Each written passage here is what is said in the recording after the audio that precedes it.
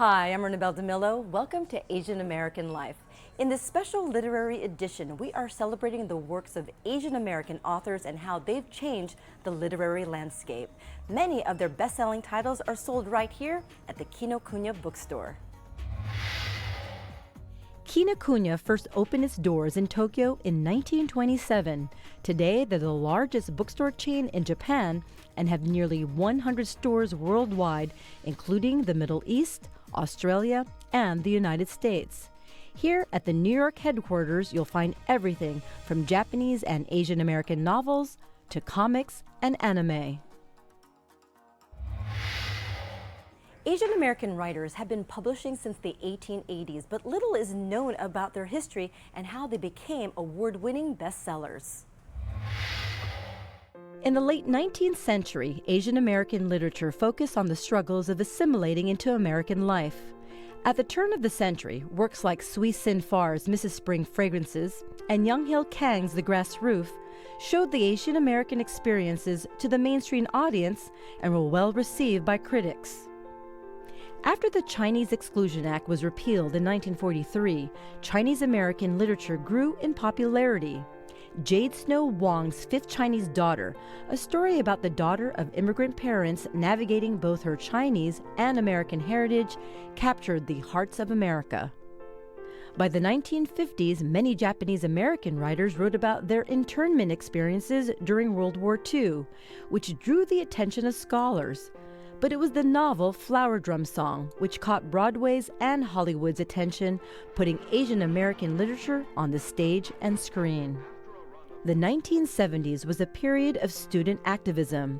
Asian American writers like Frank Chin, Jeffrey Paul Chan, and Lawson Fusao Inada broke new grounds by defying Asian American stereotypes.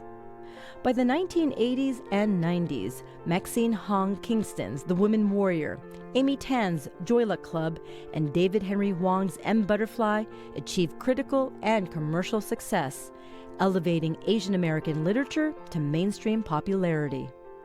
Today, while the Asian American experience remains a common theme for many authors, writers like Jhumpa Lahiri and Bill Chang have found success exploring new genres and voices.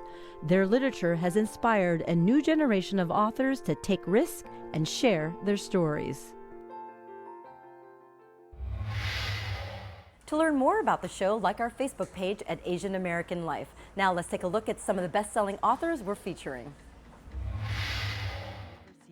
In the Country, Kyung Yoon meets Mia Alvar, this year's PEN Literary Award winner. The Expatriates, Paul Lin talks with Janice Y.K. Lee, who explores expats living in Hong Kong. Plus, Mystery to Me, why few Asian American women write in this genre. And Minnie Rowe meets One Doggone Happy Canine, whose book is the talk of the town. This and more on Asian American Life. This year, many Asian American authors have garnered literary praise and are climbing the bestseller list. Here's more. I'm Kyung Yoon. The writer Mia Alvar recently won the prestigious PEN Bingham Prize for debut fiction for her collection of short stories that give voice to the Filipino diaspora from different countries and classes. There were so many people in my family and in my larger community who I was curious about and interested in basing characters on. Mia Alvar says that's what led her to write a collection of short stories about overseas Filipinos, spanning different time periods and countries. In the decade since I left, she hadn't aged exactly.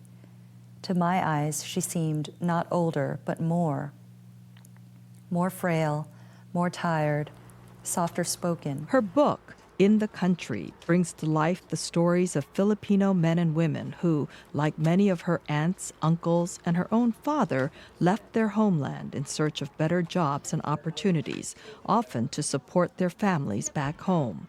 These are men and women who I grew up with, some of them in my own family, and so I wanted to know about their love lives and what they did for fun. Her stories also have a historical context, including the title story, which is set during the martial law years of Ferdinand Marcos, culminating in the murder of opposition leader Ninoy Aquino and the People Power Revolution in 1986 that led to his wife, Corazon Aquino, becoming president. So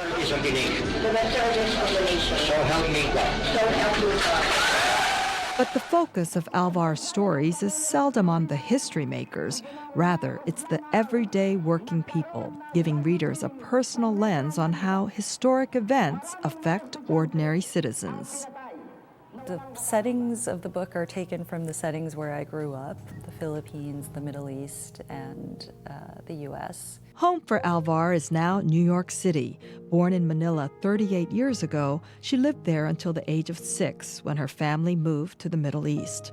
At the time, she says her family was reeling from the devastating loss of her older brother, who had passed away 2 years earlier. The Philippines in the early 1980s was also a very unstable, turbulent place. The Philippines was under martial law. People were sort of unsure of their economic future in the country. And my parents were also grieving this loss. So when they had the opportunity to leave and go to Bahrain, we took it. Her father found a job with the Ministry of Tourism in Bahrain, and her mother worked part-time as a school teacher. After 4 years, the family picked up and moved to New York when her mother got the opportunity to pursue an advanced degree in special education at Columbia University. My parents grew up without much. My mother was one in 8 children. My father was one in many more, I think. And there was always this sense that upward mobility was possible and that education was very central to both their upbringings. And they certainly tried to impart that to my generation. The Harvard-educated Alvar says that she hopes her writing, along with that of other Asian American authors, can be an addition to a fuller American story and not be marginalized on a special shelf in fiction. I think when I was growing up as a kid and looking for books that represented my family's experience or communities that resembled mine, it was often kind of set aside as a category of its own. Asian American literature, people are realizing that it's not just Indian American lives or Filipino American lives, it's everybody's life. The winner of the Penn Robert W. Bingham Prize for debut fiction is Mia Alvar for In the Country. In April, Alvar was honored by the Penn Literary Awards for Best Debut Fiction, which includes a $25,000 prize. And her book was named one of the best books of the year by The New Yorker, the San Francisco Chronicle, NPR, Huffington Post, Kirkus Reviews, BuzzFeed, and many others. Did you expect this kind of response, the Penn Award and this kind of being nominated for all sorts of prizes? No, I mean, I was hoping for a good response. I had spent so long writing the book, almost 10 years.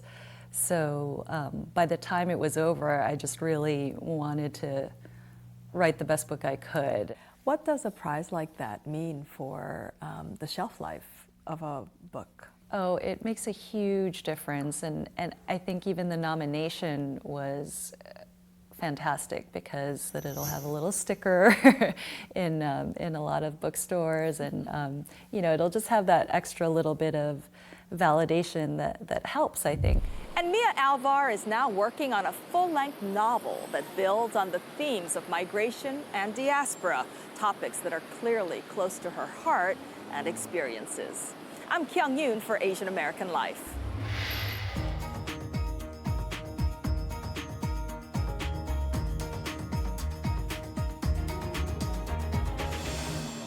I'm Paul Lin. The Expatriates is a new book by Janice Lee. It's a page-turning follow-up to her debut novel, The Piano Teacher, which made Janice a New York Times best-selling author.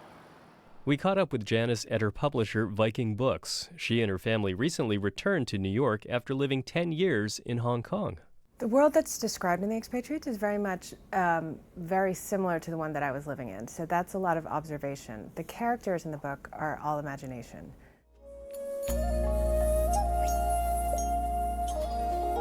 Janice had moved to Hong Kong after her husband Joseph Bay signed with private equity firm KKR to boost its business in Asia.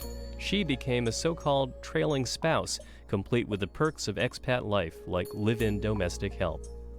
The ubiquity of help leads to a certain kind of culture where people have a lot of help. They don't have to do laundry, they don't have to wash the dishes. It just fosters a different attitude. Let's have a dinner party. You know, it's not work.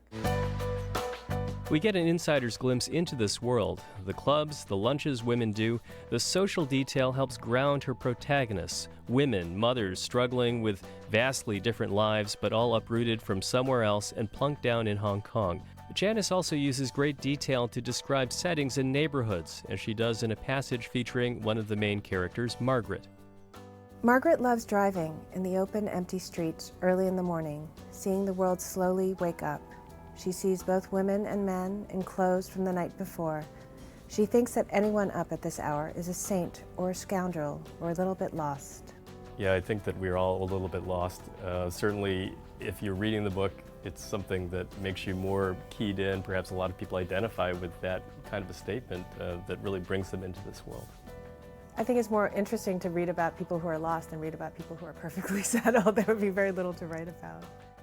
Janice's unique perspective on Hong Kong benefits from actually having grown up there in a Korean family. Hong Kong is more than 90% Chinese, so Janice never really felt a part of things until she went to school. I think as a child you want to belong, so it was one of those things I always remember, feeling like an outsider. But then I went to the American school there, which is an international school and quite global. There were all sorts of cultures there, and it was really there that I found, oh, I belong here. And as a child, that was really wonderful. But being an outsider had its benefits, especially for Janice the writer. I've always said that I felt like an outsider wherever I've gone throughout my life, and I actually think that's a good thing, because I think that being an outsider is very important for a writer, because you have the distance to observe somewhat objectively. Your current book, The Expatriates, is a real page-turner and fun to read quickly. Was it fun to write as well? Is writing a quick process for you? What is it like? I think that novels are really difficult, and I always say that the process of writing for me is a lot like childbirth, because it's so painful and intense, and you forget about it, and that's why you do it again.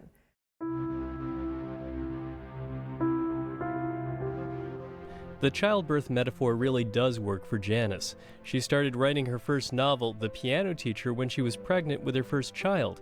By the time she was ready to finish it, she had 2 kids and twins on the way. She was on bed rest when the deadline loomed. And I knew I had to get this book in, so I was lying down on the bed, propped up by all these pillows, like sort of doing this. And the deadline kept creeping closer and closer, and what happened was I ended up emailing it on a Friday, and then I think my body just sort of let go, and then I had the twins on a Tuesday. There is a passage, a descriptive passage, about the way people view motherhood, especially if you're maybe 20 and you're not really understanding where people are coming from as far as being a parent and having children. Maybe if you could read from that. I believe it's a character named Mercy in your book. That's right, it's Mercy, the narcissistic 20-year-old. So, this is what parents did. They told you stories about children and were outraged or delighted by some odd detail, and were perplexed if you were not appropriately outraged or delighted as well. They lived so entirely in that sphere of people with kids, that they forgot that people could have no kids and have no idea what they were talking about. Janice lived this life when she was just out of college and working in New York for Elle Magazine and Mirabella. She wrote about books and worked as an editor, but wanted to write novels. So she got her MFA at Hunter College in a creative writing program started by author Chang-Rae Lee. It took a lot of thought to decide whether I wanted to leave this magazine editor world, which I really enjoyed. But I thought, oh, if I don't do it now, I don't know when I'm going to do it, and I should just do it when I'm young. Her first book took longer than she expected and wouldn't be published until almost a decade after she quit working for magazines. By then, motherhood had already changed her life forever. I had no idea what it was like to be a mother. It was a complete, overturning of my entire world. I think everyone writes about how wonderful it is, but it's also so terrible at times because it's so painful and you're so hormonal and your whole life has changed and you step through this door and you can never step back in to the other world. You're a mother. Coming back to New York from Hong Kong, Janice says, is like returning to her spiritual home, the place she started to write professionally. And she's at it again. I'm working on a short story that's about 3 couples at a dinner party, and I don't know if that short story is going to prolong itself and become a novel. It may surprise you to hear where else you may find Janice's work. She tells me she wouldn't mind trying her hand at TV writing. Right now, she feels there's plenty of good writing in television. I'm Paul Lin for Asian American Life.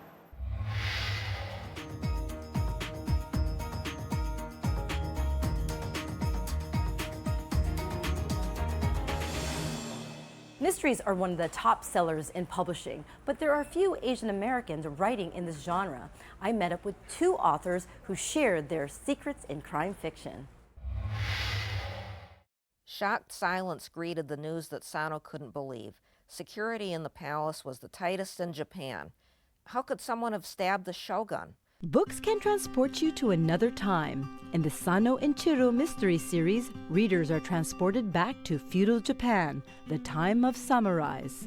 I describe it as a 17th century samurai detective solves murders in ancient Japan. Laura Jo Rowland is the author behind the popular series, starting with Shinju to the Iris Fan, 18 books in total. Rowland is one of a handful of Asian American women mystery writers today. If you look at the New York Times bestseller list, most of these books are not about Asian characters. They're not by Asian authors, and publishers are very much driven by sales numbers, and they will take that into serious consideration and see, well, we can't really market this type of book because there's not a big enough audience for it. I happen to think they're underestimating readers and the kind of things that readers are willing to take a chance on. Rowland's path to writing was quite unconventional. Laura, so you call yourself an accidental writer. Can you explain? Well, I'm not one of those people that always wanted to be a writer when I was growing up. I thought writing was something dull that you did for school because you had to. Rowland is second-generation American. Her father was born in a log cabin in Wyoming. Her mother was born in Detroit. Rowland grew up in a nearby suburb. My family was the only family in that small suburb of Detroit that was not white, which meant that my brother and I went through kindergarten through 12th grade as the only Asian and non-white children in the whole school system. In college, she majored in microbiology and got her master's in environmental health. Later, when she was living in New Orleans, on a whim, she took an illustration class. The day I walked into the class, they said, well, you're going to write a children's book. Rowland the scientist became Rowland the author. She wrote her first book, Shinju, in 1994, introducing mystery fans to Sano and Chiro, a samurai detective. In 2014, after 17 best-selling books, Sano's story came to an end. What was that like for you to write the final book? Like, how did you know that this was going to be the end of the series? I looked at how old my characters were. My God, Sano was 50. My God, I'm even older, but we won't get into that. But I was feeling restless in a way because when you're on a creative project, at some point, you don't want to stick to that forever. You need to move on. But don't worry, Rowland fans. She has more books coming. Rowland's next series is set during the time of Jack the Ripper. Meanwhile, hoping to follow in Rowland's footsteps is Radha Vatsal. We all met at the mysterious bookshop in Tribeca, where Vatsal's planning a book party for her debut mystery novel, The Front Page Affair. The book's central character is Kitty Weeks, a female journalist living in 1910s New York. I wanted to create a heroine that I could obviously identify with. So Kitty is American, but she's lived all of her life abroad. Her father is a businessman. He travels through Asia, so she grew up there, and she goes to boarding school in Switzerland, and then she comes to New York when she's 19, so she kind of has a similar perspective. She's sort of formed but sort of unformed at the same time. Vatsal's life is not too different from her heroine. So I was born in Mumbai, India, and I was raised there. I lived there with my family till I was 16. And when I was 16, the admissions officer from a prep school in Connecticut came to my school, and he was, looking for some more diversity for the school, some international students, and I applied, and I got in. She stayed in the U.S. and got her doctoral degree in English from Duke University, and she knew that one day she would write a book. The Front Page Affair, which came out this May, was inspired by 1910's action film heroines. The first action films that were made in the U.S. actually had women as the lead characters, and there were several of them. There was Pearl White, there was Kathleen Williams, Helen Holmes, and they did all kinds of things. They drove cars, they chased villains, they brandished guns. They did everything that you would expect to see a male star do. Book number 2 is due out next year, and who knows, maybe Kitty Weeks will find herself in a series of adventures just like Sano the Samurai.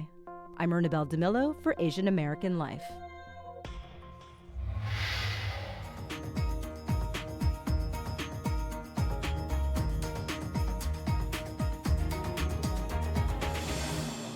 I'm Minnie Rowe. This may look like just any lovable pet, but Bodhi is no ordinary dog. He makes more money than the average American, and he has a calendar and a book about him.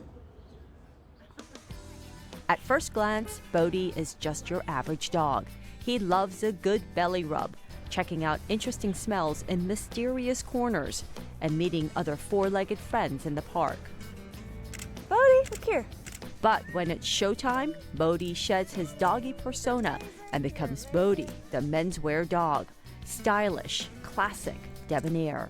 Aw, Bodhi, that's wonderful.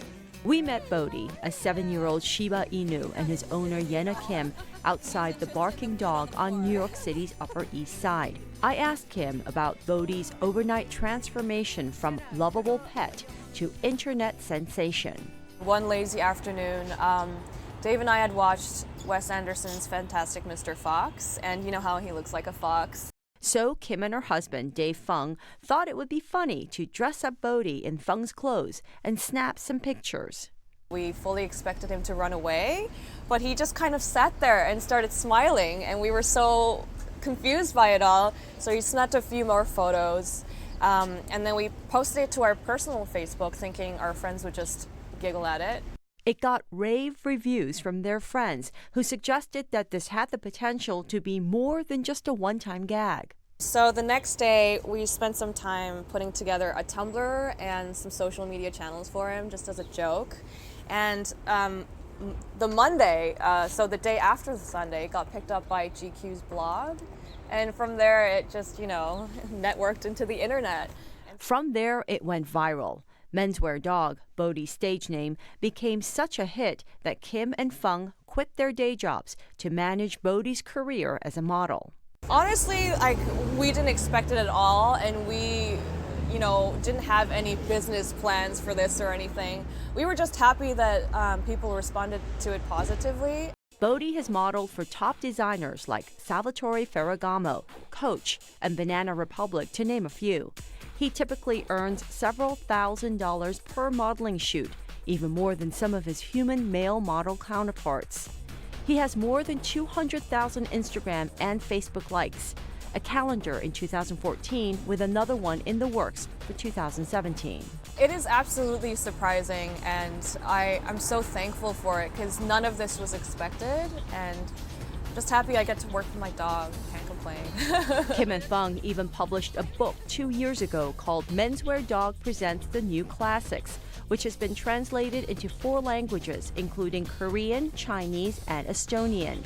It's a style guide that organizes men's wardrobe from spring to winter, highlighting key items every well-heeled man needs, as well as helpful tips. A great leather jacket is going to last you a very long time.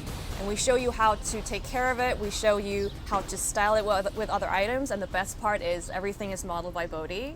Dressing up pets is nothing new. There are vintage photos of dogs dressed in human clothes dating back to the early 1900s. And if you Google pets dressed up, you can find a whole slew of sometimes rather unfortunate results. So what sets Bodhi apart?